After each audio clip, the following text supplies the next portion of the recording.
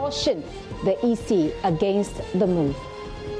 Also coming up, the landlord who shot and killed his tenant over rent issues has been remanded in police custody by the Abeka District Court as he's tested for COVID-19.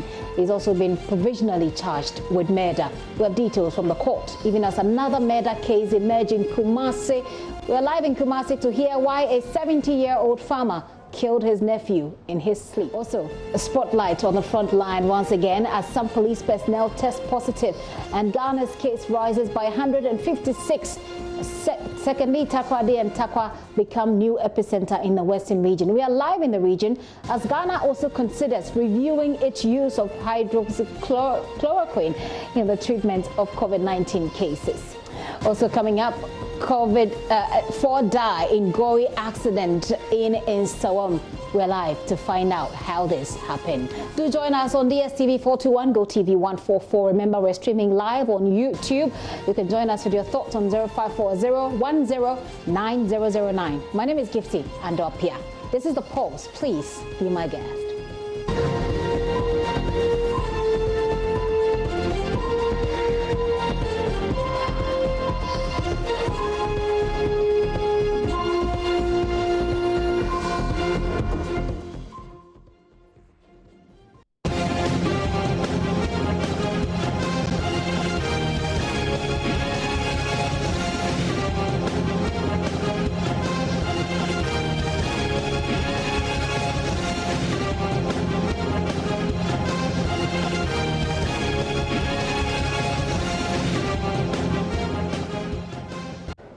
This is your election headquarters. So far, 5 African countries have been able to hold elections after South Korea became the first country to pull it off in coronavirus pandemic. With barely 6 months to Ghana's general elections, the talk still borders on the Electoral Commission's preparedness to compile a new voters register.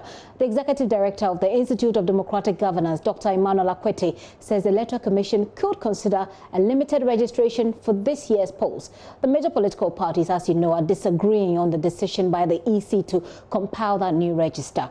Speaking on the AM show this morning, Dr. Akwete said it is safer registering few people who do not have voter ID cards.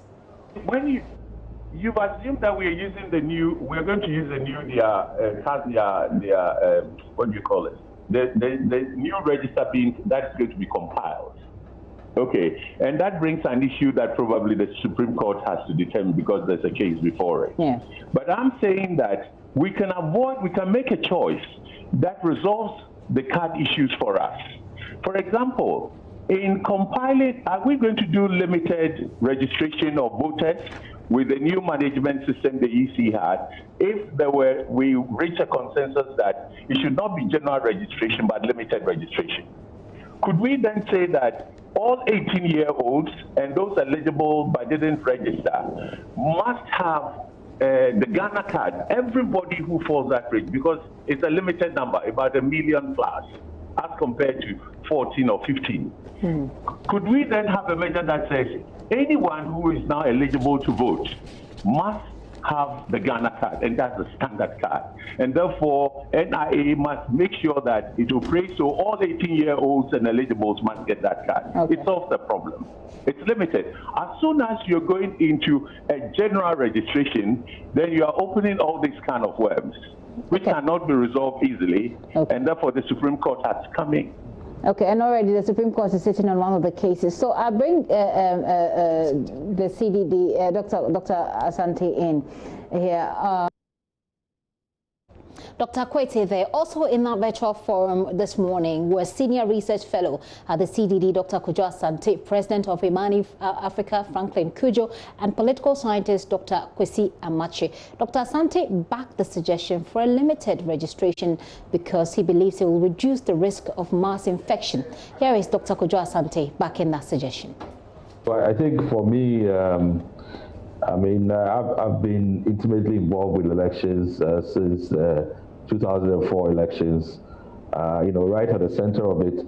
And one thing I know for a fact is that all the outcomes that we have achieved can only be done with stakeholder engagement consultation and consensus building. That's been a fact. It doesn't matter what the challenges are. People have to talk and agree to work together to make the elections credible. That's one point. I think what Dr. Akwete's point is on the options of whether you do a compilation of a new register or limited voter registration is the choice between bringing out 17 million people and 1.5 or 1 million to 1.5 million people. Obviously, 1.5 million at the upper limit is more manageable than 17 million, and you are able to manage all the risk associated with that. So that's really the crux of the matter. The issue around the identity card issue, for me, is probably the most troubling. So even if we go ahead with compiling a new register, the idea that we are going to rely largely on people vouching, 2 registered voters vouching for up to 10 people at a time at registration centers, is going to just lead to a chaotic situation. And remember that at these registration centers, you are trying to keep social distancing, you're trying to avoid infections and so on and so forth. And you have a situation where people would end up challenging the citizenship or the eligibility of people, and that would be the majority. This often was an exception to the rule. So it is really mind-boggling why the EC decided to not add the voter register, because it was the same EC that actually suggested that they were going to make the process faster by retaining the biographical information that is already in the system, so that when you get there with your ID card, it easily populates that, and then you just have to verify whether your details still remain the same or have changed. And that was going to cut down the process by quite a lot of time. So it's quite strange that the EC has removed this. So what do we do? Currently, the CI will be maturing soon. I don't know how many days it has stayed in Parliament. I think last week it was 10 days. Of parliamentarians annul the CI becomes law. Dr. Kojo Asante of the CDD there. Well, President of Imani Africa, Franklin Cudjoe, reiterated his think tank's position that the exercise of compilation on new register is unnecessary. He also strongly disagrees with the exclusion of the existing voter ID cards from documents required for the new registrations, according to the EC.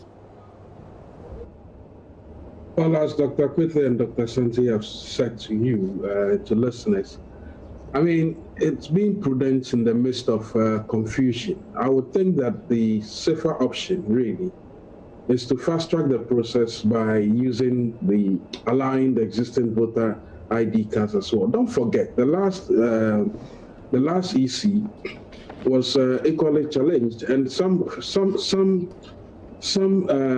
ineligible voters were taken out. I think to the extent that because the biometric system was such unique, we were able to find out that about 150,000 of ineligibles were taken out quite quickly.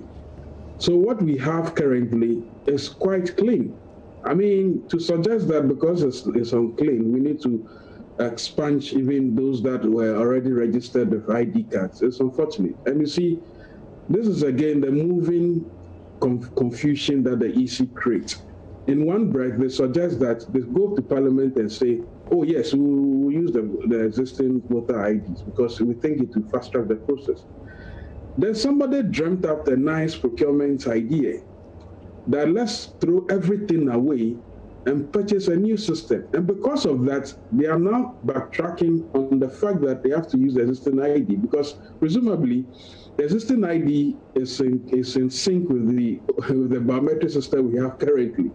So the only justification, which doesn't make sense by the way, is to throw away everything you said, including telling Parliament and the people of Ghana that, oh, existing voter IDs will be useful because to fast track the process. Look, as Dr. Kwete and Dr. Kojo have said, where, as you've heard, Dr. Kwete and Co have suggested, that there are too many, the tension alone is not useful.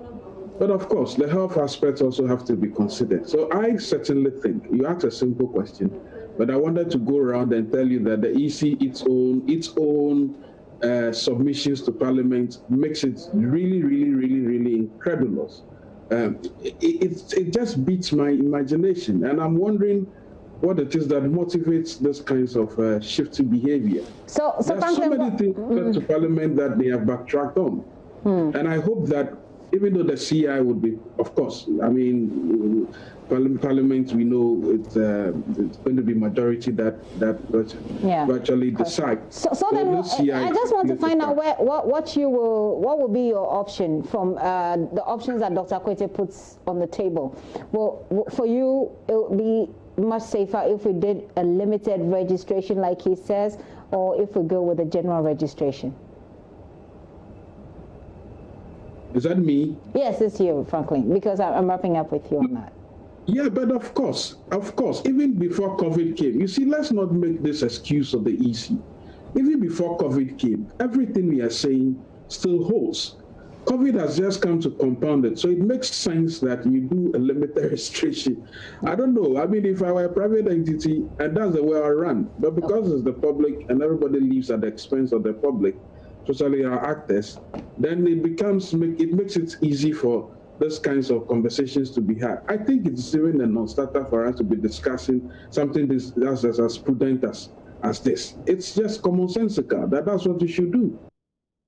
Franklin Kujo there, but political scientist Dr. Amache is worried the electoral commissions over the years keep recompiling voter registers, a situation he says is not good for the people of Ghana. For him, an entirely independent body should take over the compilation of a new register, if at all necessary. Challenges with them have been, discussed, actually. Everybody hasn't got a passport. The national identification card is not complete yet. Everybody hasn't got it. And then we're saying that you can bring in 2 people. One thing that has brought us to this particular place is the inability of the EC over the years to give us a credible voters register. On 3 occasions,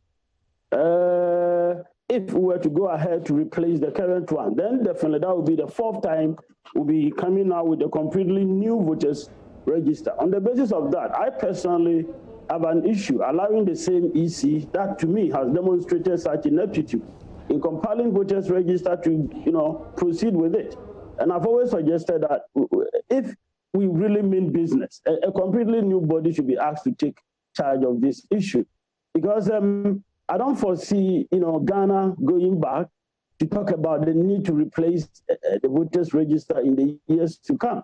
So if currently, given the context we find ourselves in, made, much more complex by COVID-19, going to be in a position to produce the voters register that I foresee. It should be one that should capture every Ghanaian. Once a child is born, a permanent number is generated and given to the person, something that you can't alter. Even the conversation should not necessarily revolve around ID cards or whatever. A permanent number generated like it is done in other areas. Political scientist Dr. Amache is at the KNUST there.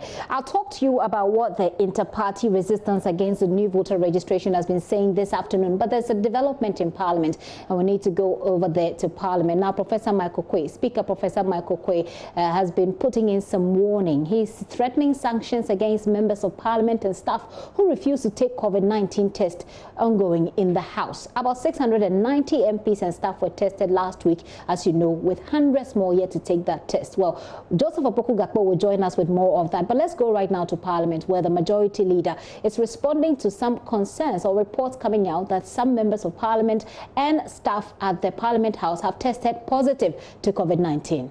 Okay, then they could do that. Or if there is a need to contact Parliament, maybe because they have opportunistic diseases, then that might happen. But that's really speculation. But the results are not going to come to us. The results will go to the individuals. You see? So on that note, I'd like to thank all of you for coming. And our offices are open. Please, if you have any questions, if you need any clarification, all of you know our personal numbers, our social media handles, our internet facility, places that you can find us. Please find us and let's help you to clarify the issues. Thank you very much for coming. Those are live visuals coming to you from Parliament. That's a press conference that was held a while ago about responding to some concerns that are coming up that some members of Parliament.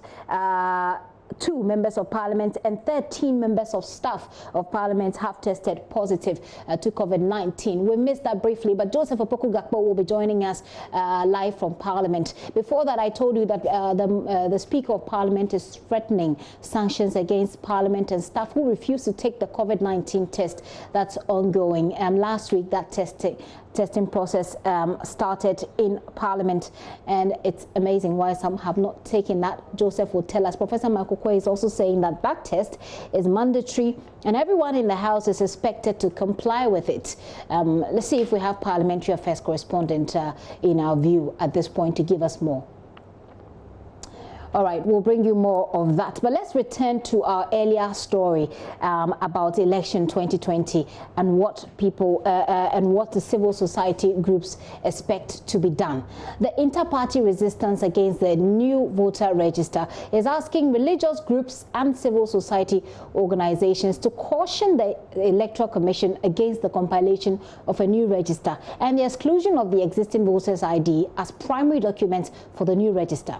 The group described as preposterous reasons assigned for the exclusion of the existing card, arguing that some foreigners are in possession of both the Ghana card and the passport. They're also insisting that the 2 identification cards cannot be used for compilation of the proposed new register. My colleague Kwesi Parker Wilson was at a press conference organized by the group. Parker joins me with more. Hello, Parker. Hello, Gifty. Tell us more from this press conference. We know that the spokesperson, Bernard Mona, has been talking about the plans that this group has to resist this move. Right. So, Gifty, you recall that during the NIA registration for the Ghana card, there were reports, which of course JoyNews reported, that some NIA officials were arrested by the Kaneshi Police Division Command for registering some foreigners onto the Ghana card, or were captured onto the Ghana card. And this is one of the core reasons why Bernard Mona believes that that particular Ghana card, which is going to be used for the primary document as part of the registration exercise, was fraught with some illegalities and cannot be used because already some foreigners are in possession or have obtained the Ghana card. Again, he talked about the passport, where our very own Kotinate also did a documentary on how to acquire a birth certificate. And one of the documents for acquiring a passport is the provision of a birth certificate. So Bernard Mona concluded that clearly the 2 identification cards, which the AC is planning to use as part of the registration for the new voters' ID card, is fraud and cannot be used. In fact, the point he made was that when EC goes ahead to exclude the voters' ID, the existing voters' ID, what it means is that almost about 10 million Ghanaians will be disenfranchised. And so he backed the claim of the NDC that the Electoral Commission and the NIA are scheming to rig the election for the governing NPP, and made the point that religious groups and civil society organizations should quickly intervene to avert what he calls an explosion during the registration exercise. You can listen to him. It will be most ridiculous for the Electoral Commission as an institution to claim that after the widely publicized deletion of 56,772 names of individuals who registered in 2012 with the National Health Insurance cards, that there are still possible holders of the National Health Insurance card who were left on the register. Contrary to this deceptive claim, the exercise was transparently conducted with the full involvement of all stakeholders, and the list of same was published on cityonline.com, and it says full list, deleted NIS registrants on voters register. You can find it when you get the copy of the document I'm reading. And if you go to africaelections.org, Ghana News, the details are there. Full list, 56,772 NHIS registrants deleted from the voters register. Fellow countrymen, assuming without admitting that the claim is true, why won't the EC go through the same procedure for deleting the unqualified holders of the voter ID card, just as was done in 2015 to those individuals suspected to be on the voters' roll with the National Health Insurance card? Clearly, someone is desperately lying to justify an unintelligent decision. With the EC's own committee of eminent advisors, where they had forcefully stated their resolve to use the current voter ID card as a source document for the intended voter registration exercise, as captured on slide 27 of their presentation at the 30th January 2020 joint meeting. Ladies and gentlemen of the press, it is therefore our considered view that the restrictions of the eligibility to register and vote to the Ghana card, whose implementation and issuance is largely incomplete, it is work in progress with attendant irregularities, is improper, illegitimate, and unconstitutional.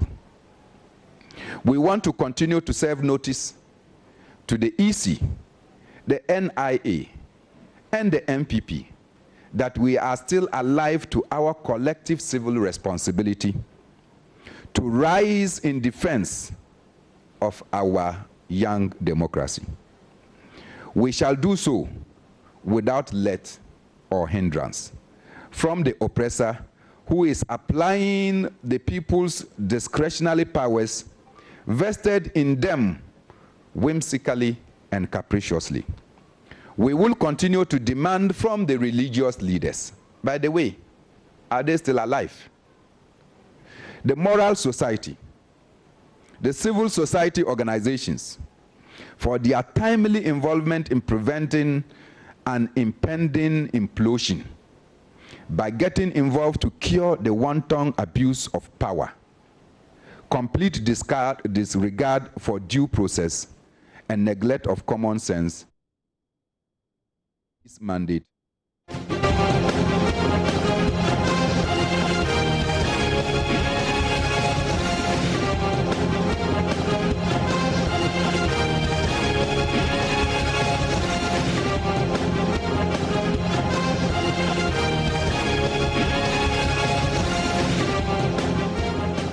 And definitely subsequently we'll be bringing you more of the election-related stories as we right now hit the season. Let's go back to Parliament. Joseph Opoku-Gakpo is joining us live from there. Three key things that are happening there. We've had the Speaker of Parliament, you know, with the threats to sanction people who do not want to take the COVID test. We've also heard from Shelley Ayokoboche, the Minister for Foreign Affairs, and we also know that the Majority Leader organized a press conference right now. Joseph, bring us up to speed. Let's start with the Majority Leader's press conference, which just ended a while ago. What did they say?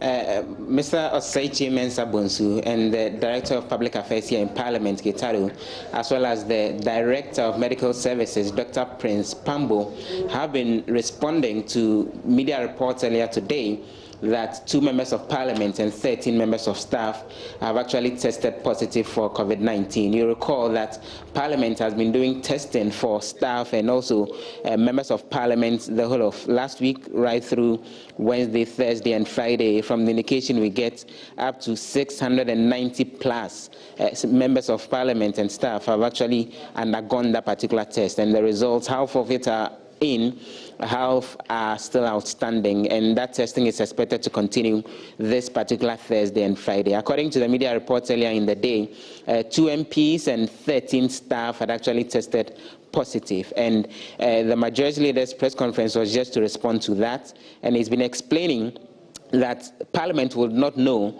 when there is a situation of a positive test when it comes to COVID-19, because the samples are taken, and when a case is determined, the officials who took the samples and the National COVID-19 Management Team liaise directly with the individuals, and so Parliament has no available statistics and data on those who are testing positive or otherwise, and so he's been denying the reports that have emerged that there's been some case of positive test. And in fact, the Director of Public Affairs said that the reports have actually sent panic among members of staff here in Parliament, and so they would want to set the record straight that no such cases have actually come up, but that Parliament as an institution is taking the necessary precautions and ensuring the necessary steps to protect all of those who are here. The interesting bit is that it was very much looking like a hurriedly arranged media briefing. No opportunity was given for questioning from the press, and once they rounded up, the leaders exited, and so that media briefing is done. We did see the leaders exiting, Joseph, but on the back of that, the Speaker of Parliament is threatening to sanction people who fail to take the test. Does it mean that some members of Parliament and some staff indeed are resisting to have their samples taken? So that's accurate. I'm not exactly clear on the specific figures, but the indication I get is that majority of those who've actually done the test are members of staff. A lot of MPs have not actually undertaken the test. In fact, in my interactions earlier in the day, I interacted with a member of Parliament, for example, who admitted openly that he hasn't taken the test because he'd been busy in the course of last week. But Professor Michael Quay indicated at the sitting earlier today that the COVID-19 tests are mandatory, and that if an MP or staff refuses to take the test, sanctions will apply. He didn't give the specific details on that, but he went on to make the point that it's an effort to protect all MPs and staff here, and so the necessary effort should be made for those who want to participate. He's been challenged by some MPs who think that he wouldn't be able to sanction anyone who refuses to take the test. The MP for Swajaman, Thomas Ampimdako, for example, says all that Parliament can do is to persuade MPs to undertake the test, and that no sanctions can possibly apply because the standing orders don't make any such provisions. But he's gotten responses to that from MPs like the Kumungu MP, Ras Mubarak, who think that a Speaker's directive cannot be disobeyed, and that sanctions, including moving where you sit from a front bench to a back bench or possibly preventing you from the premises, are some of the sanctions that could apply. So that debate has been ongoing here in Parliament all afternoon as well. Joseph, just this weekend, we received some Ghanaians who were living in Kuwait. The Minister for Foreign Affairs, Shele Kobocho, was in Parliament today. Tell us, what did she say?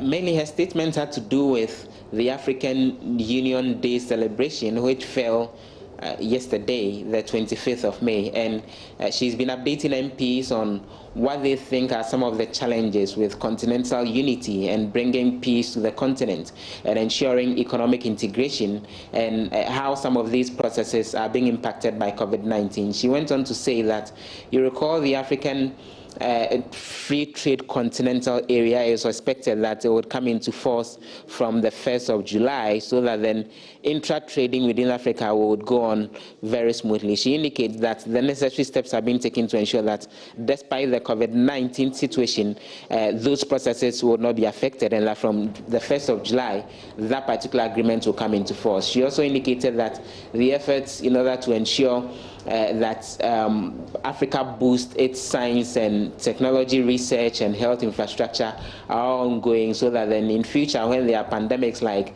COVID-19, as much as possible, Africans will be protected, and that Africans are taking their destinies into their own hands, and that all processes at the level of African unity are ongoing despite the challenges that COVID-19 is posing to some of those efforts. Joseph, thank you for that detailed report. Joseph Opoku-Gakpo is our parliamentary affairs correspondent who joined us live from Parliament. Away from Parliament, I'm going to take you to the courts. Now, the landlord who shot and killed his tenant over rent issues has been remanded in police custody by the Abekan District Court to be tested for COVID-19.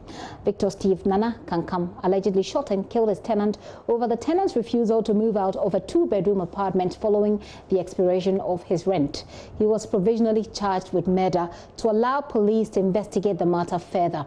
Adom FM's Mabna Duho-Mensah was in court today. She joins me via Zoom with details of what happened in court. Mabna, thank you for your time this afternoon. Do tell us what happened in court today. Yes, Gifty. The case was adjourned to June 8th in the Abekan District Court, which was presided over by Her Worship Mrs. Adra Echama Ofusu. In fact, when we got to the court, family members and friends of the deceased were all over, clad in red and black. And the suspect in question was also wearing a yellow T-shirt with black jeans like we're seeing on the television. And because of social distancing, not many people were allowed to enter. So just a few people were allowed to enter. And the suspect's plea was not taken. Instead, they read out the charges and what it means, or the explanation of the charges. And then the police prosecutor requested that they be given more time to be able to investigate the issue and also to test the suspect for COVID-19. It is upon that request that the judge also remanded the suspect to police custody for further investigations to continue, while they also allow for COVID-19 tests to be done. I'm seeing, we're seeing the visuals, Mabna, and we see a lot of the family members trying to, it looks like they're trying to attack the suspect. Did the suspect come with anybody himself? The court, I didn't see any relative. In fact, I asked around and I didn't see any, not his lawyer, not a relative. It appears he was there alone. But for the intervention of the police officers, I'm sure well, from what we are seeing on the TV, I don't know, but it appears the family members wanted to attack the suspects. And what did the family members say when you interacted with them at the court today? The family members of the victim, what did they tell you? What were they saying? Well, they claimed that the suspect's mom had already or had earlier intimidated them that she has money, and because of that, the case will tend to a stupid case or a foolish case eventually. But they say that they have God, and because of that, they know and they are sure that God will get them and see that they get justice for their dead relative. We see that in the vehicle he's wearing a mask, so it may perhaps be difficult to read his demeanor. When he was in court, were you able to see him, and what was his demeanor? In fact, he had no expression on his face. Before they gave him the mask to wear, he was just sitting down. You could not read whether he was sad, he had regretted what he had done, or he was smiling. He just had a straight face. He just had a straight face. Between the video we showed yesterday and now, the only difference was that yesterday he managed to speak, but today he was just there with a straight face, no emotions at all. Court give any indications when next they will go to court? Yes, as I said earlier, June 8th. June 8th. Thank you, Mabna. Thank you. I must have missed that. Mabna Duho is with our sister station, Adom TV, Adom FM. She was in court for us. So as you know, Mr. Kankam has been remanded in police custody. He's going to be tested for coronavirus, I beg your pardon. But the family of the deceased are demanding justice.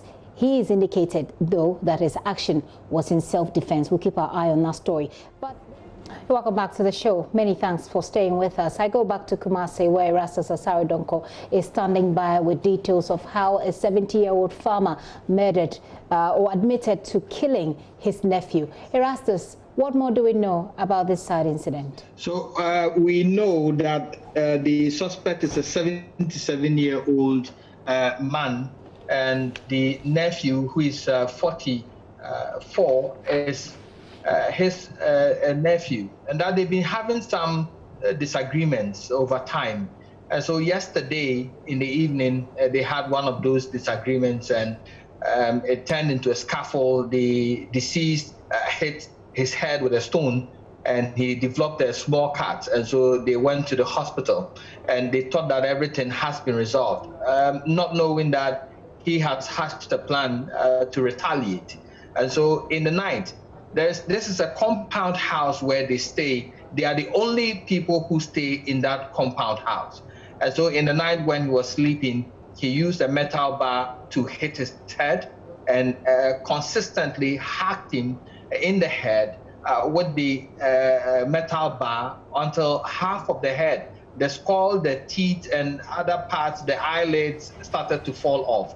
And he was still splattering his head like that. And so you could see blood stains all over the wall, and remains of his teeth and other parts also scattered all over the house. In the morning, however, he reported himself to the local committee people. Initially, he denied anything about it, but then when the investigators came in, they saw that there were blood stains still on his fingernails, and then on his toenails as well. And then underneath his feet, you could see blood stains all over there. Though he tried to wash it in a bowl, it couldn't go very well. And so they saw him. And in the picture, you could see the blood stains on his toenails and fingernails as well. So finally, when they approached him with the evidence, he confessed and said that the guy is a thorn in his flesh, and so he needed to kill him.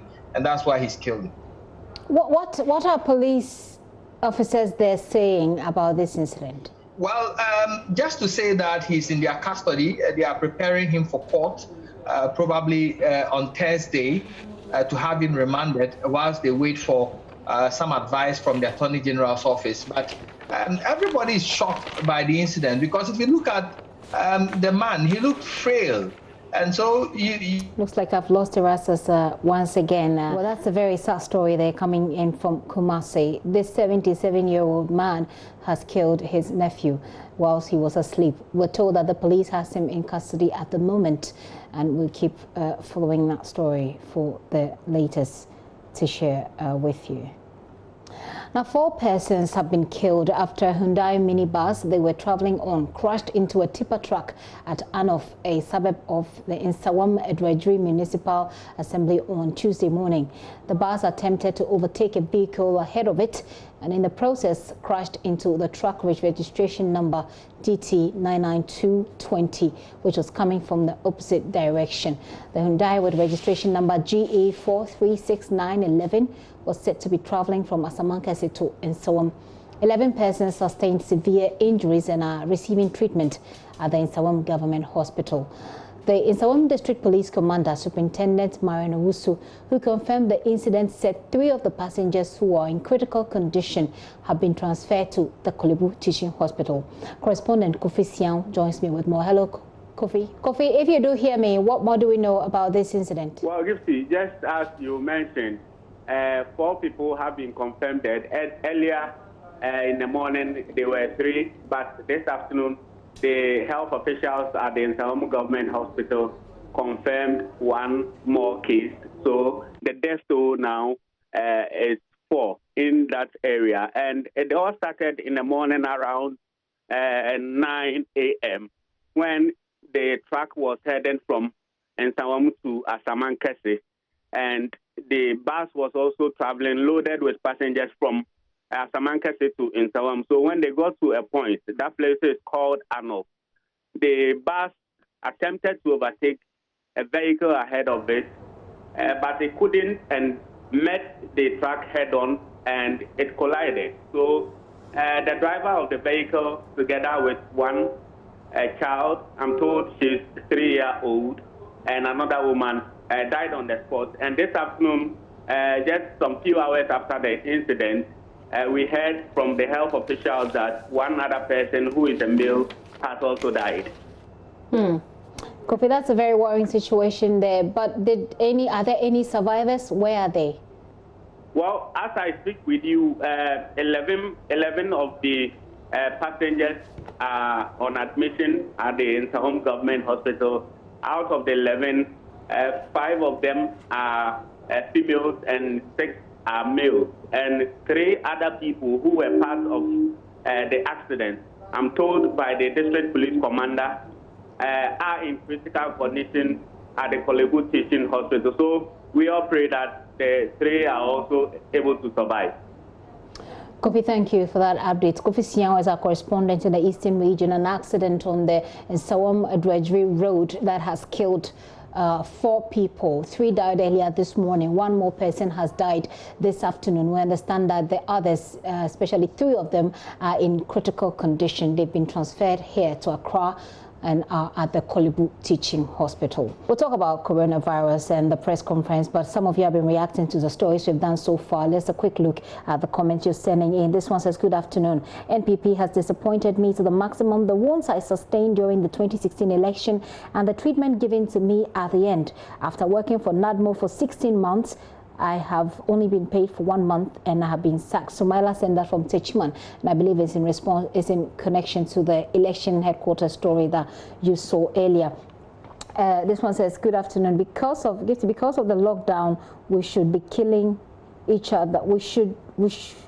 Okay, I'm not sure what you say, but you say because of the lockdown, we should be killing each other now. God should have mercy on us. Okay, you're linking the murder cases to the lockdown. I'm not quite sure. You say enemies are not God. You're sending this from Hohoi. Thank you for sending in your message. This one said, okay, you have saved some money at the bank. You say the money is stuck. Compilation of voters register. Pure Man is sending this from Tamale.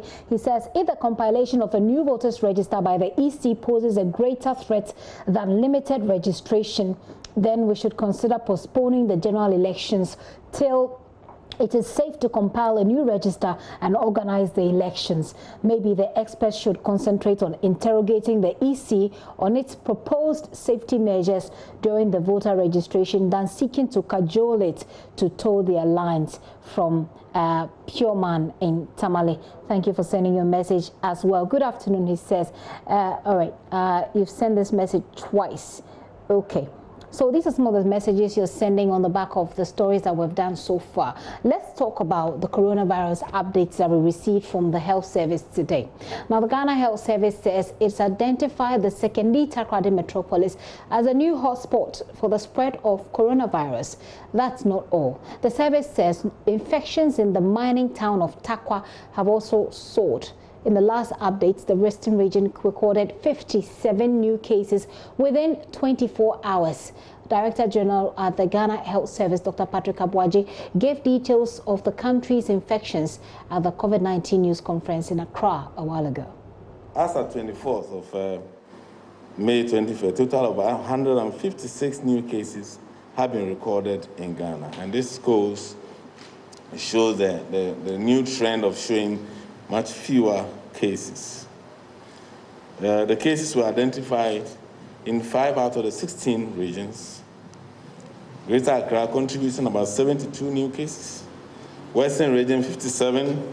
Central region 13 cases. Volta region reported an increase in 10, and Ashanti recording probably the lowest figure ever of 4 new cases in a day. We will do more about Western region, which is becoming a new hotspot, a phenomenon that we have gotten used to now. So if you go into the full details, you will see that based on all that, the total count, cumulative count, in the country is 6,964 cases, out of which 2,097 have recovered, and I'll keep on saying that this is still a tip of the iceberg, because as we ramp up testing of those who have recovered, we get a lot more.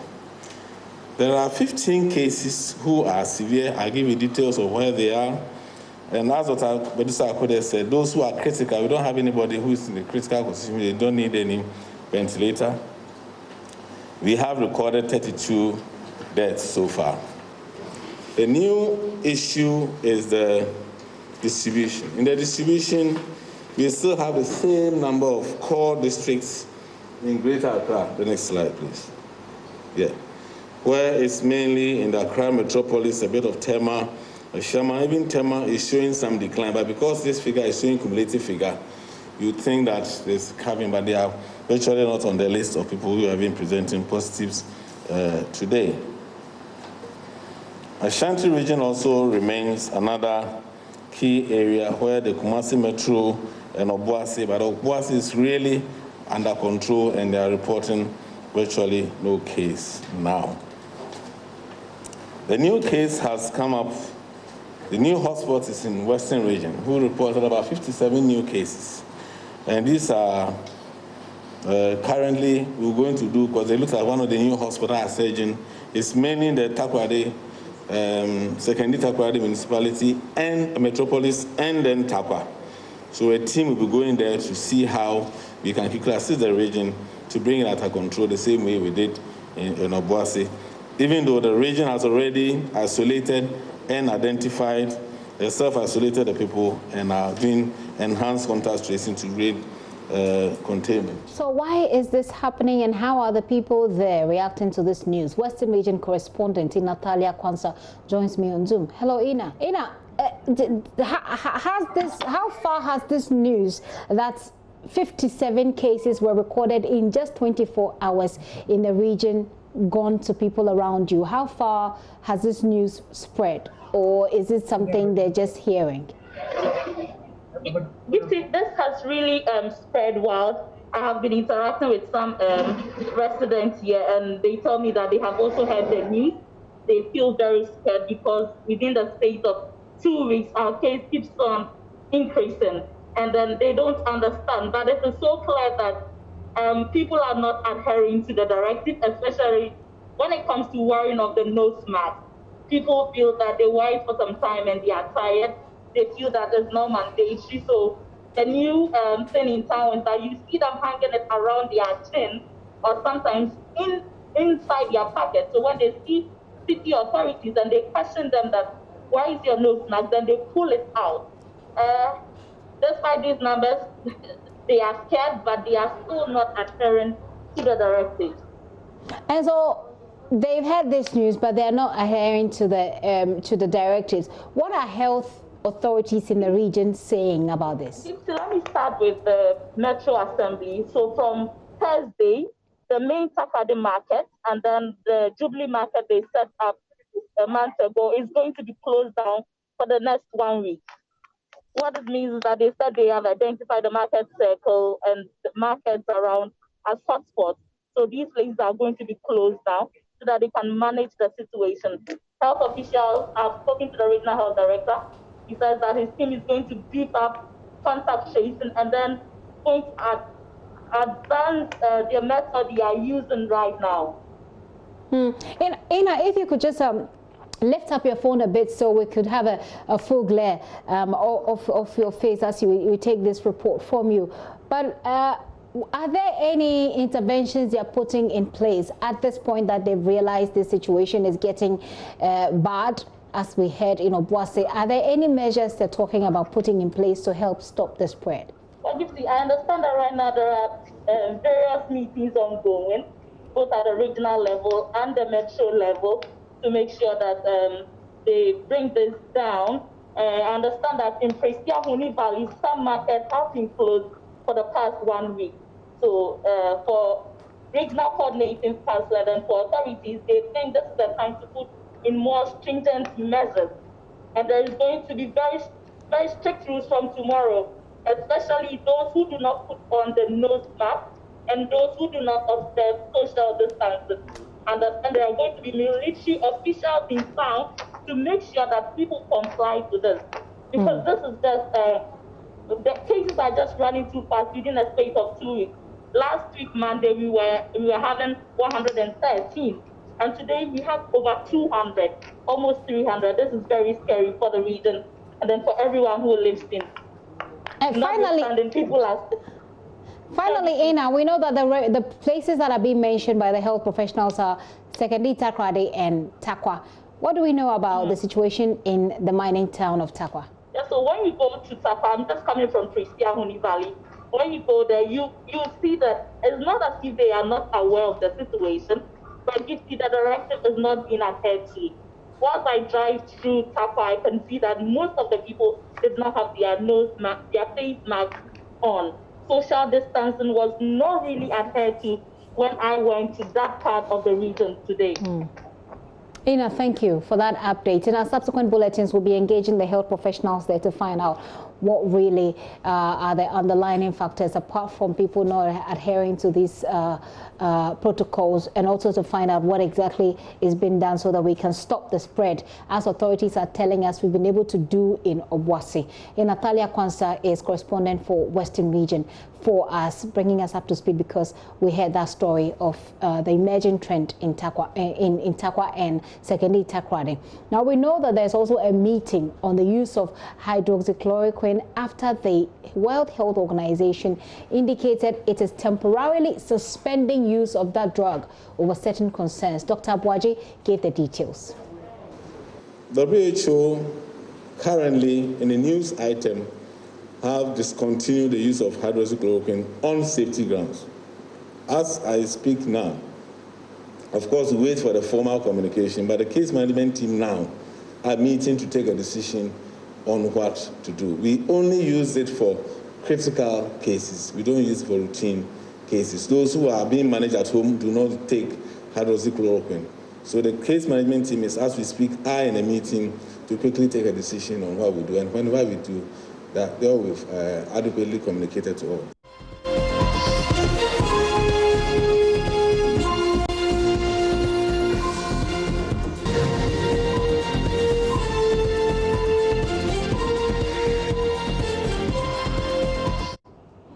Now, with more than 40 health workers currently infected by the disease, and we'll tell you about the police service as well, there have been concerns that the frontline workers are being badly exposed without adequate protection.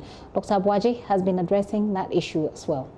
We also don't know the case who has, because most of them are asymptomatic, and so once we are exposed, we have protocols on trying to do the quarantine as we do for everybody. If we find a case here, some people will have to be quarantined while we retest them to see they are exposed.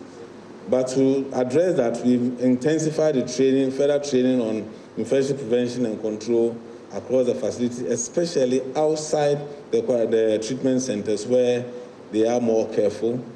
And we implore all to abide by these principles. We have also started training our mortuary workers and other workers who are likely to come close to this thing, just to mitigate this matter. So it's something that is worthy to be, and that's why we appreciated that was a race not only in Ghana, across the country, and that's why a lot of effort is being made to protect our health workers. Meanwhile, Senior Minister Yao Safo-Mafo says government will have a final round of meetings on Friday to determine how the easing of restrictions will be done to restore economic life. The Senior Minister, speaking after receiving 10 ventilators from P-Wood Company Limited and Tema Bonded Warehouse, said Friday's meeting will climax a series of engagement with experts and other identifiable groups who have been making inputs on how to relax the restrictions which have affected social and economic life. Must be going on economically, the country must be socially cohesive.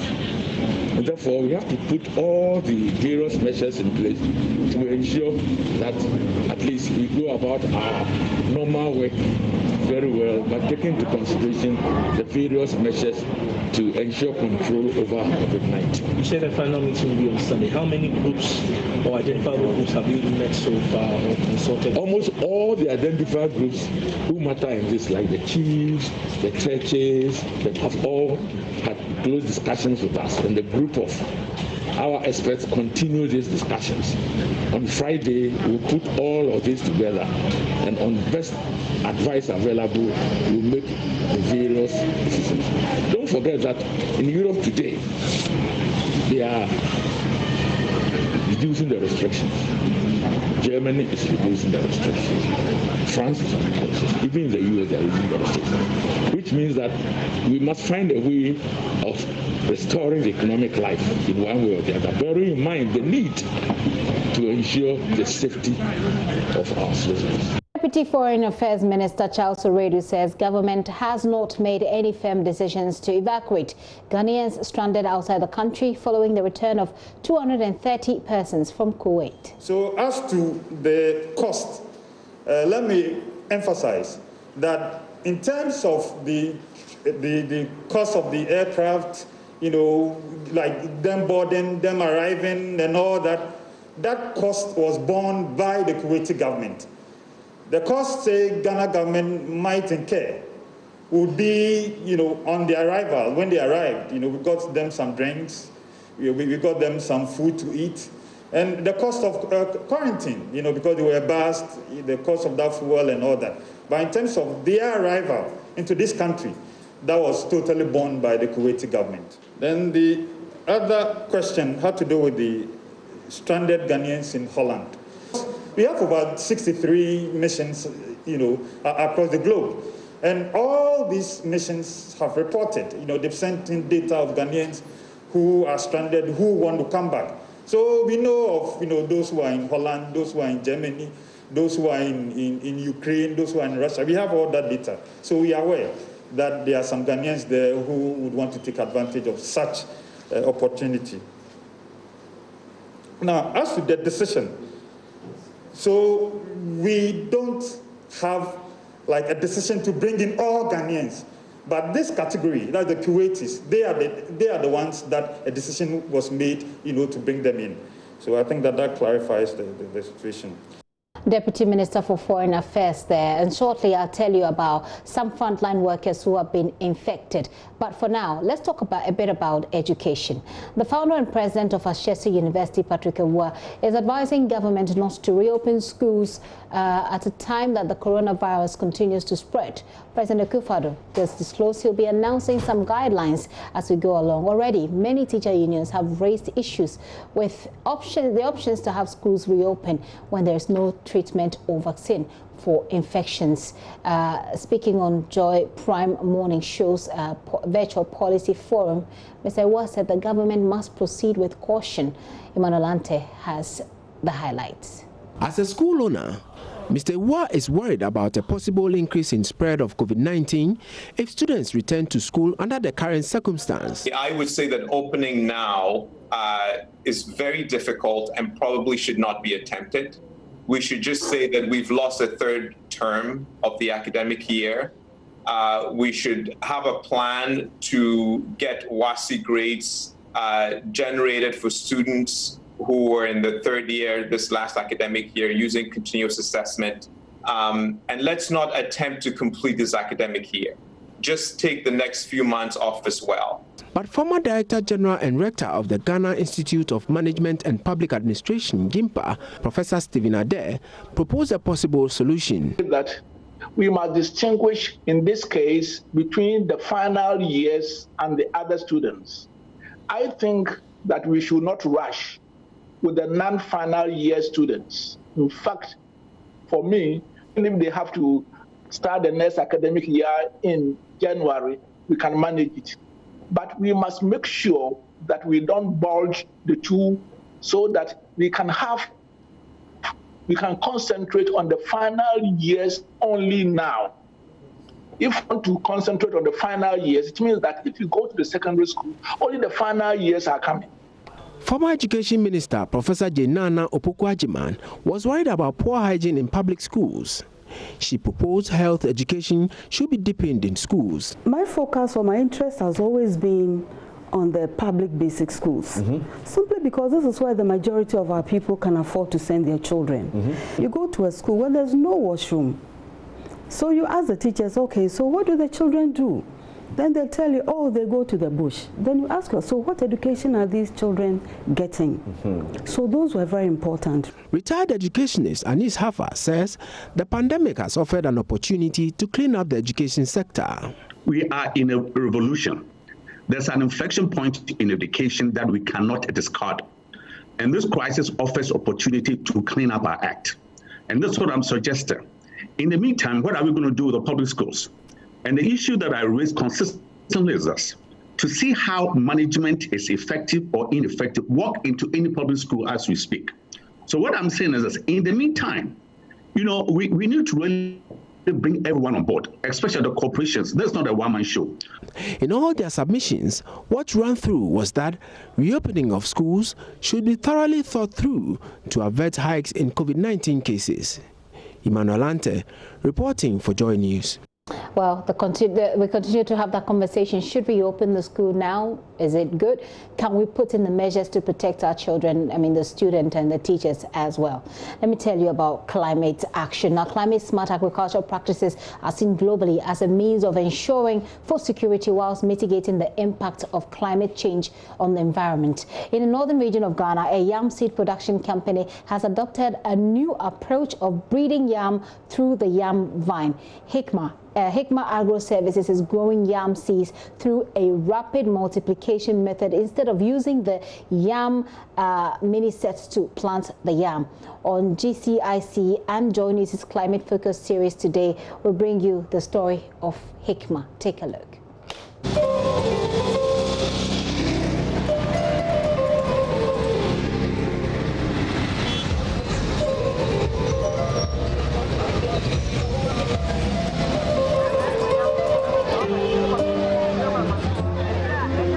Throughout the humid African tropics, root, tuber, and banana crops are the most important food staple. Approximately 300 million people in developing countries depend on RTB value chain, namely cassava, potato, sweet potato, bananas, and yams for food security and income. Yam is an important staple food crop in Ghana and is produced throughout the country. Ghana is the leading exporter of yam, despite the fact that it is the third largest producer in the world after Nigeria and Cote d'Ivoire. Like most things in the world today, climate change is a major threat to yam production systems.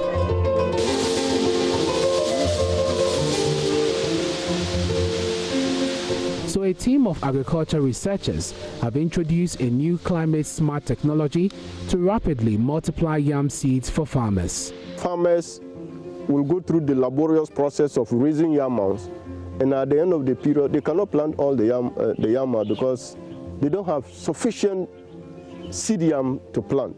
And it has been so over and over the years. So the International Institute of Tropical Agriculture, IITA, based in Nigeria, they came out with this technology. We worked in collaboration with them. And the technology is to produce seed yam at a very fast rate using the yam vine instead of the tuber. Yam is not only a food crop, it is a cash crop. Yam contributes about 17% of the agricultural subsector GDP and employs about 300 smallholder farmers in the northern belt alone. But for many years, yam farmers in Ghana have used the yam mini set to plant yam, which means averagely every farmer saves about 30% of the yam tubers he produces in the year for replanting. Yam is a very important crop in this country, and in particularly here in the northern part of the country. In fact, here in the yam producing areas, once they run out of yam, they tell you the hunger has started. So the technology has come handy so that, one, we can rapidly multiply the seed yam that we have released at the research stations and be able to supply many farmers with that seed yam at a go. From here, the ladies are going to sit down and do the cutting of the single nodes. Alhaji Amadou Mahama is one farmer who has adapted this technology. Amadou is the CEO of Hikma Farms. Hikma is a new seed company which was established in 2016. And Hikma is focused on producing seed yam for smallholder farmers. This is our main business. Hikma has been in operation for only 3 years. And in the last 3 years, what we've been doing is trying to adapt a new technology for producing yam, working with a number of partners in the research institutions and the Ghana Climate Innovation Center. Today on Frontline, we tell you the story of how 6 personnel of the Ghana Police Service and 2 community protection assistants have so far tested positive for coronavirus. That's according to the Central Regional Commander, COP Paul Awene, who has been speaking during a Zoom line infection of the regional police headquarters and other state security facilities. He said that the men were infected in the line of duty after a high-risk COVID-19 operation. Counting off my fingers, I can say 6 police personnel and 2 community protection assistants have tested positive for the COVID disease. And I must say that they have all been taken to treatment centers. They are being given the best of care. And as we are speaking now, 2 were discharged over the last weekend. And we now have about 4 police personnel and 2 community protection assistants still in the treatment facilities. As I mentioned earlier, they are receiving the best of care. The Director General in charge of welfare, under the instructions of the Inspector General of Police, is in close touch with them and is providing for all their welfare needs. The personnel are in high spirit, despite the fact that they tested positive for it. And I must also say, they having tested positive for the disease has not done anything to dampen the morale of the officers and men in the region in our quest to execute our constitutional mandate in helping to contain the COVID disease as frontline staff. We are doing our best despite the fact that we are exposed to risks of contracting the disease. Were they infected in the line of duty? Well, all of them. Okay. All of them were infected in the line of duty because we can trace it. Most of them immediately after a high-risk COVID operation, they were tested. A group of people were tested, and some of them came out. Okay, first in Kasua, then after the lockdown operations and all that, then other parts of the region, Mori and all that. So you can trace it directly to duty. Yeah. Okay, sure. Yeah. Thank you very much. Okay. All right. Thank you all. Thank you. Okay. Meanwhile, the Western Naval Command at Secondary Takrady says it is strictly adhering to all health protocols after some personnel of the Navy also tested positive for the virus. Zoom Line has been disinfecting all the vessels, offices and roads at the naval base as well in the Western region. Maxwell Agbagba has been interacting with them. Region. Now here, even at the Western Naval Command, before you enter, your temperature would have to be taken, and then no mask, no entry. If you're not wearing any mask, you're not going to be allowed, to enter. The disinfection exercise has started. I've been speaking to the flag officer commanding of the Western Naval Command, and he says some personnel of the Ghana Navy here have tested positive for the coronavirus. He says they have been isolated and they are being treated.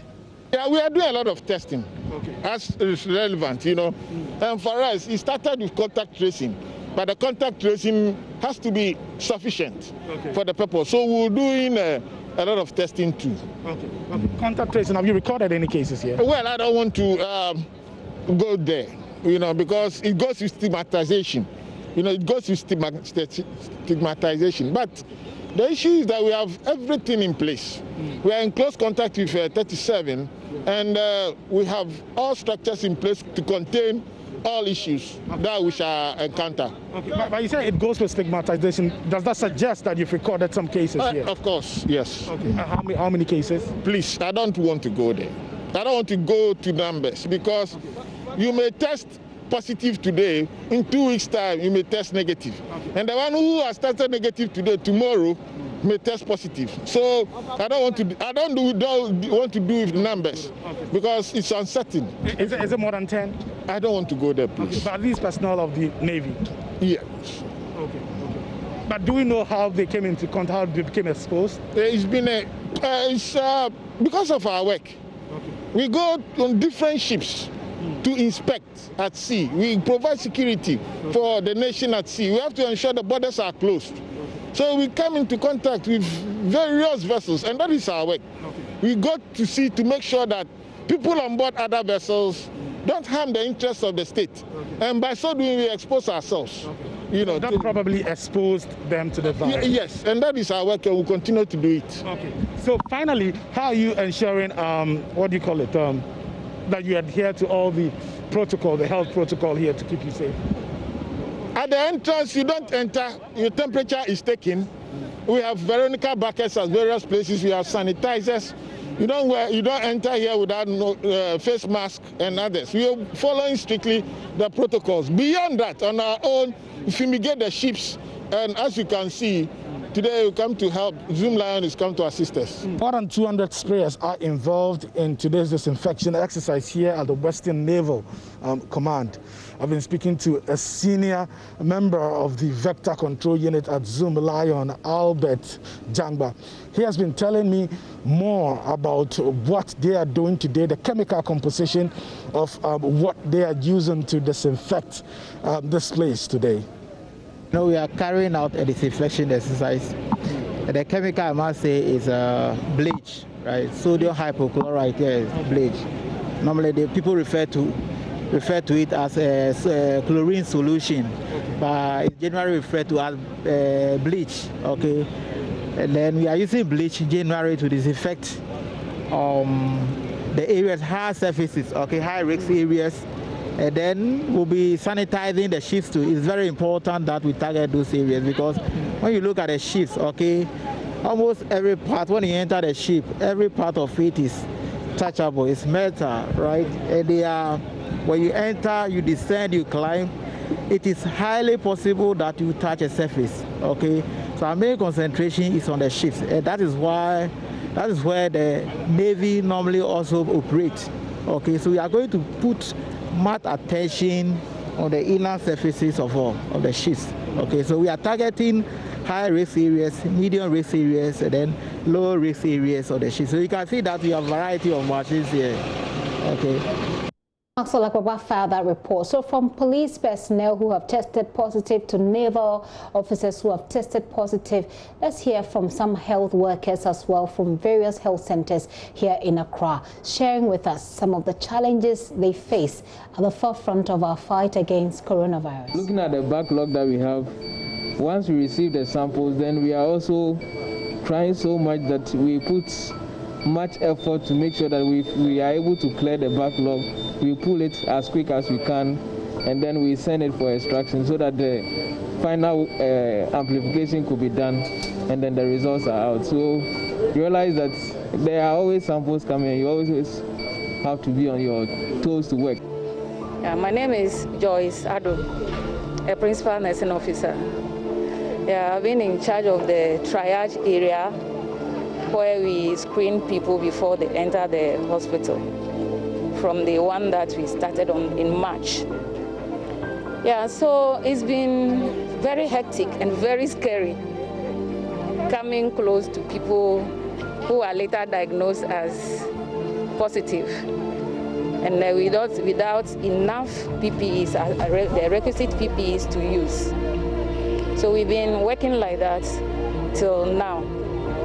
But the greatest challenge that we face is for the people to accept the reality of the infection and then comply with the regulations that can curb the spread.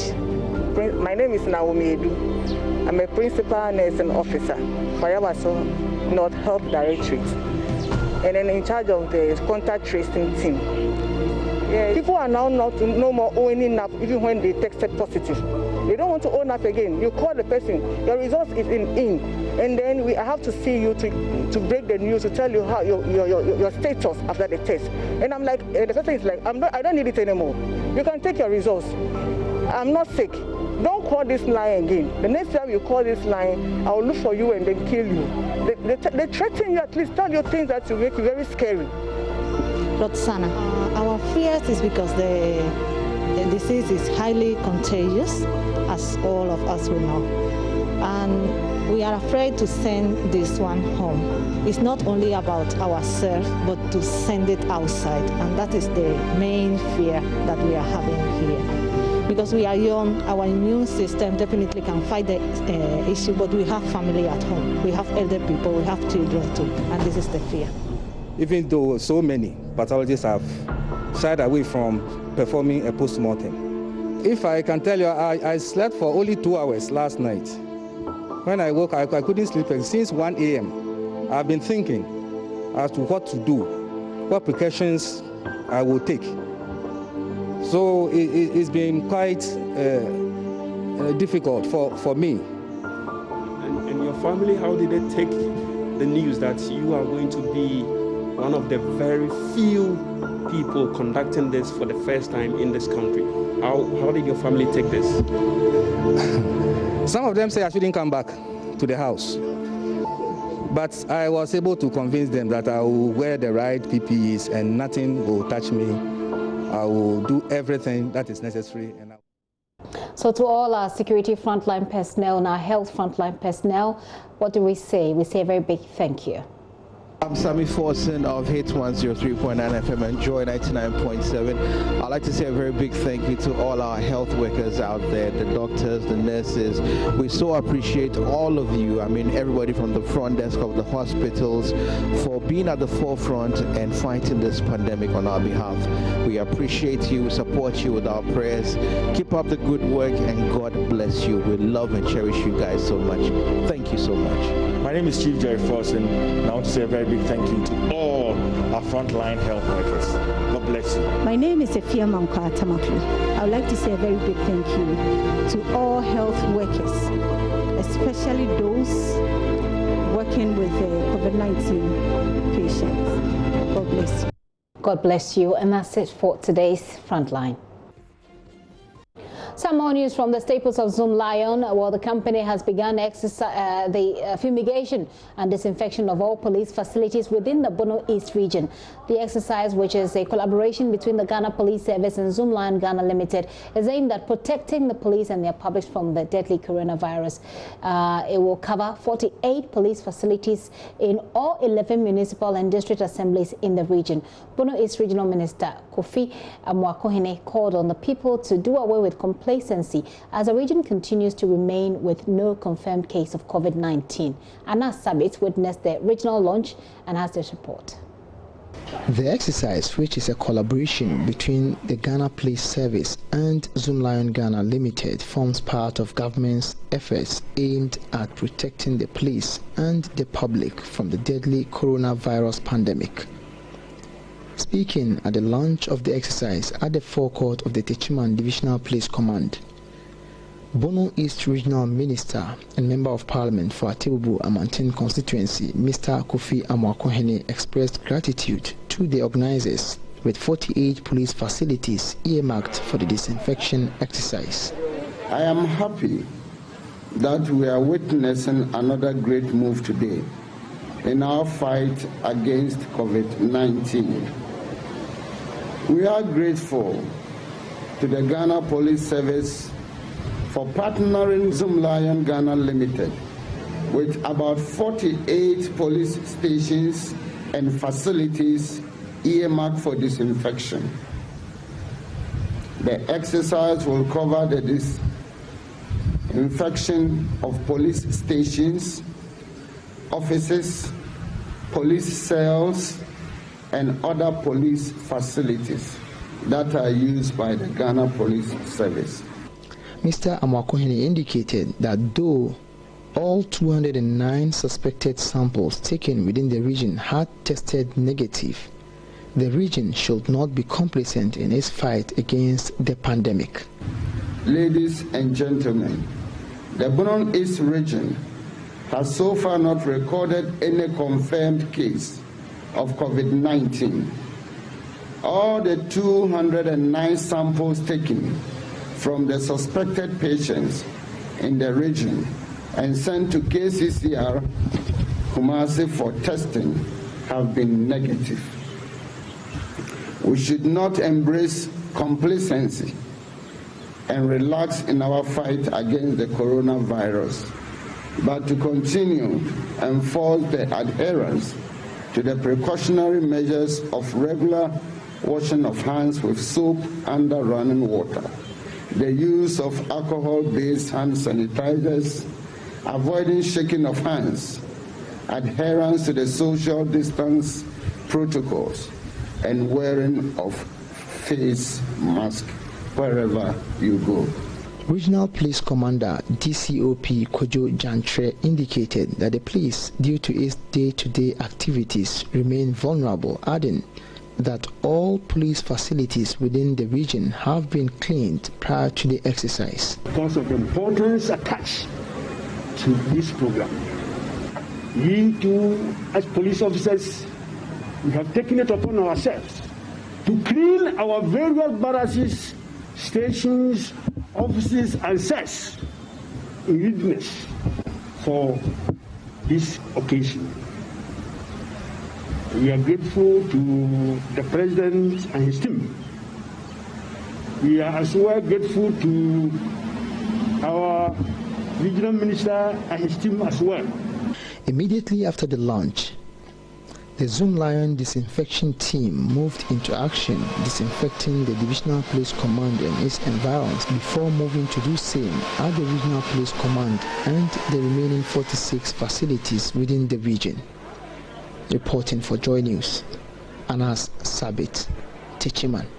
The Ghana Water Company Limited has urged members of the public to reach out to the various district offices of the company to lodge complaints that they may have with water supply in their localities for immediate solutions. Speaking to Winston Namwa on the Super Morning Show today, Managing Director of the company, Dr. Clifford A. Brymer, explained that most complaints from consumers are more localized than general problems. According to him, until district offices are alerted, such problems could persist. If you don't get the district manager to tell the district manager you are not having water in this area, you might think the water is not in the line. The water is in the line. He will get there. And because some of our valves are exposed, sometimes children are passing and they just turn it around. There are instances where district managers get to an area and realize that it's not because there's no water there, but because a valve has been throttled. Then they throttle the valve and it opens. And people should get onto, you see, when they get to the radio stations, it takes you time to get to us, and then we go back into the area. But if they get very close to our district, some of these complaints would have been minimal. We are not saying it will be completely zero, but it will be minimized. So a clear case of one person who joined us yesterday. He said he had actually complained at Kropoi Kwiapim. He had complained several times, and still the situation remained unchanged. So that's just by way of letting you know that some persons actually complain and their situations are not solved. I just want a bit of clarification here. So when you fix the problems, the time lag that you talk about, what is it? So we can have a very good understanding of the challenges we're dealing with. And so in some of these instances when we have these challenges, we quickly do not rush and say, I'm having these challenges. What is that time that it normally would take to have it, the water running through our taps after the fixing of problems? Sometimes it takes more than 2 days to stabilize. Yes. And as it takes the 2 days, do you communicate to your clients? We do. Your customers? We do. Stanley is here. He communicates almost all the time. Unfortunately for us, the number of radio stations should have been an advantage.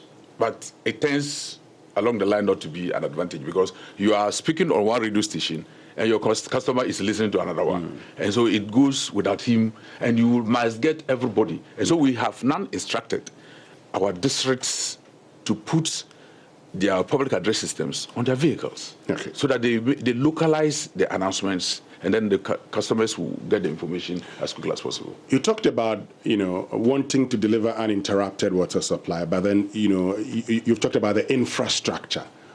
What is wrong with your infrastructure? What are your infrastructural challenges? They are old.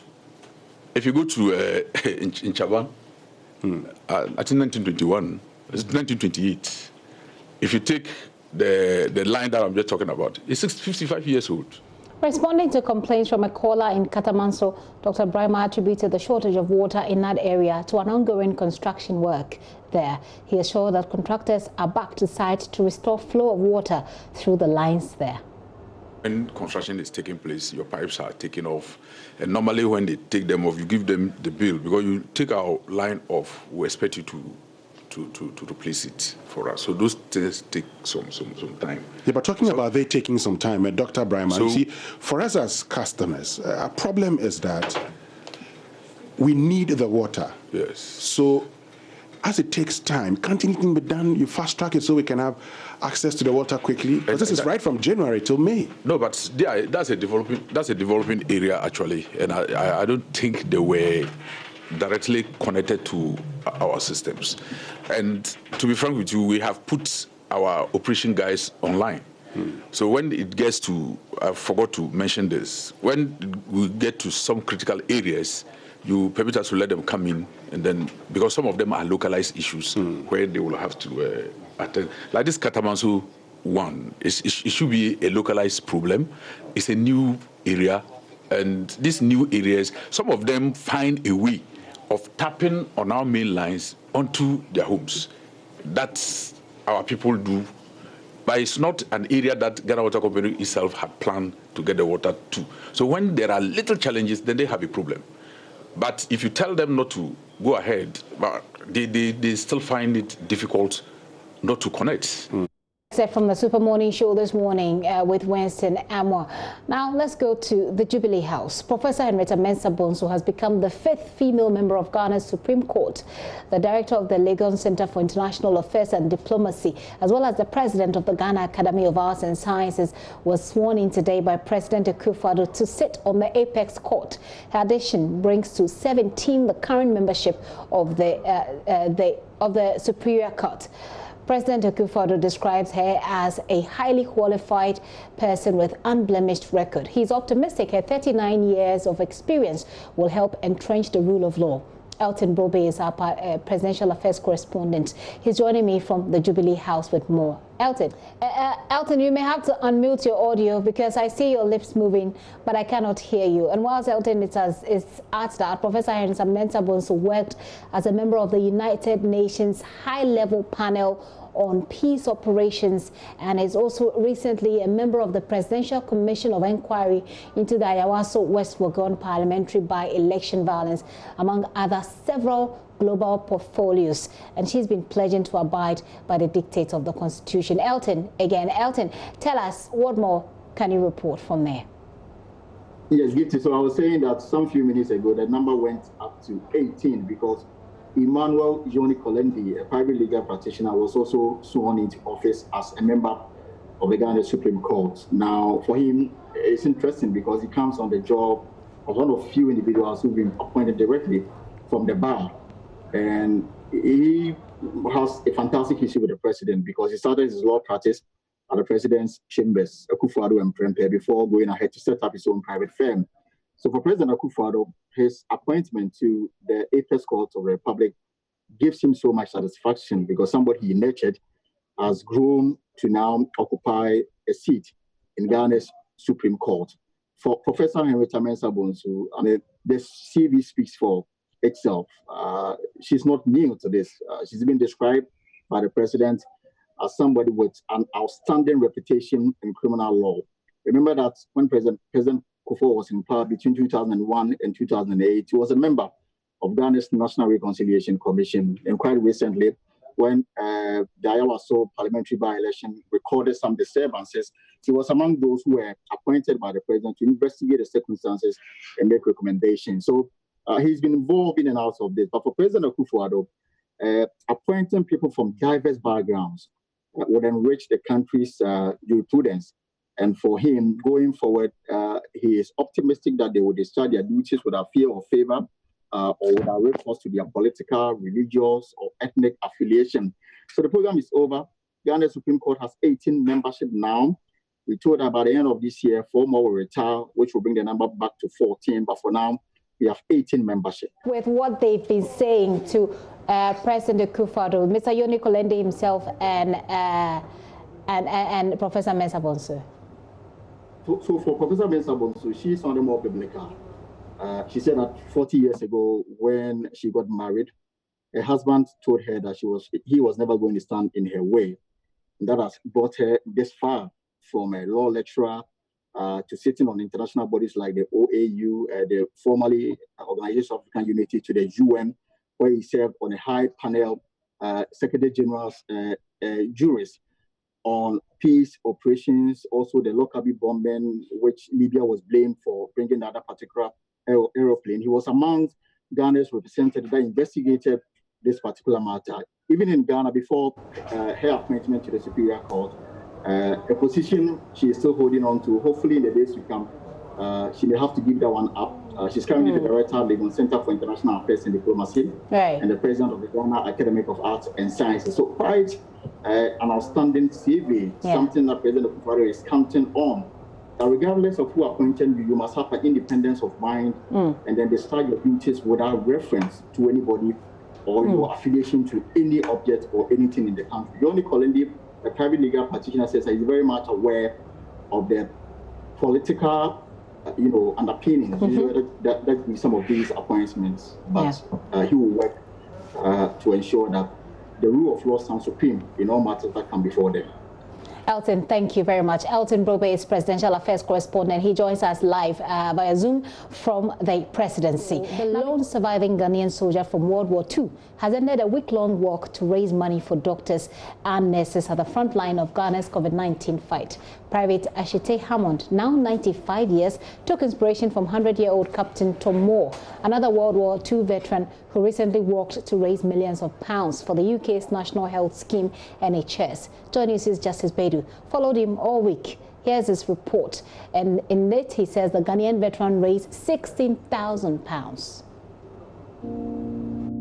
My name is Joseph Ashite Hammond. I was born 10th May 1925. During my school days, whenever I saw soldiers, I was always inspired.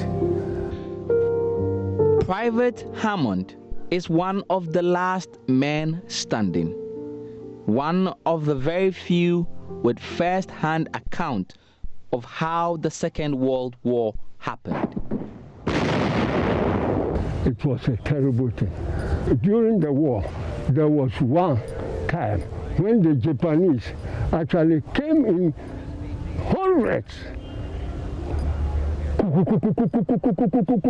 Once you are hearing it means human beings falling.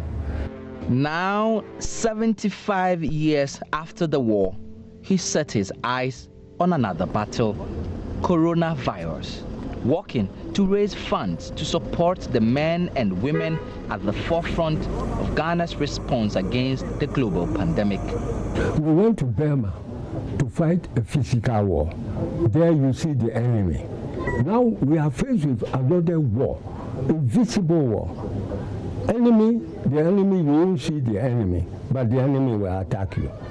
So this is why I've decided, you see, to raise plenty of money, the funds, to enable us to help the frontline workers. Over a week, Private Hammond has been joined on his adventure by British envoy Ian Walker, hip life legend Ochiame Kwame, and movie star Jocelyn Dumas, who, like him, want to stand up and be counted for helping to fight a virus that has so far killed 345,000 people globally. We walked 2 miles. I reckon he could have walked 20 more. Quite an incredible man.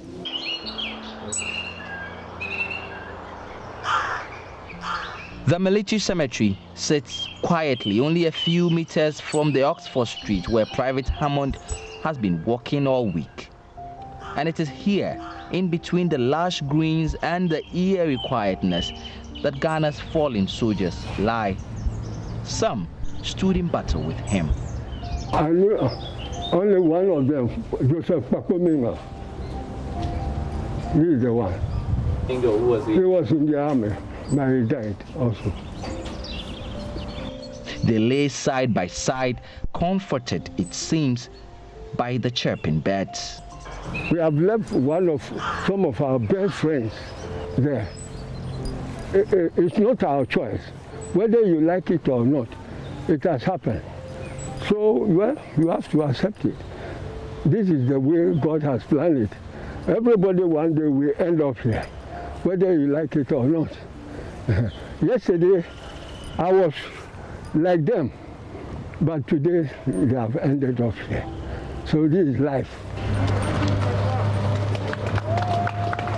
The shout and the applause marks the finishing line for his walk. But the essence of his gesture, like the war in which he fought and survived, would linger forever. Happy Hammond, well done, you just completed 40 miles. Justice Bedu, JoyNews, Accra.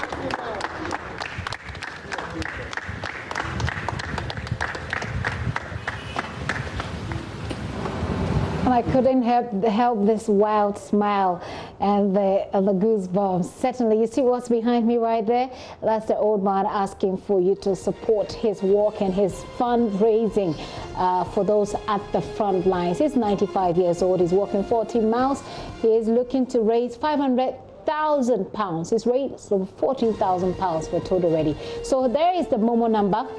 0593 963 755. Again, it's 0593 963 755. You want to take a screenshot of that on your TV right now and take your time and put in your donation.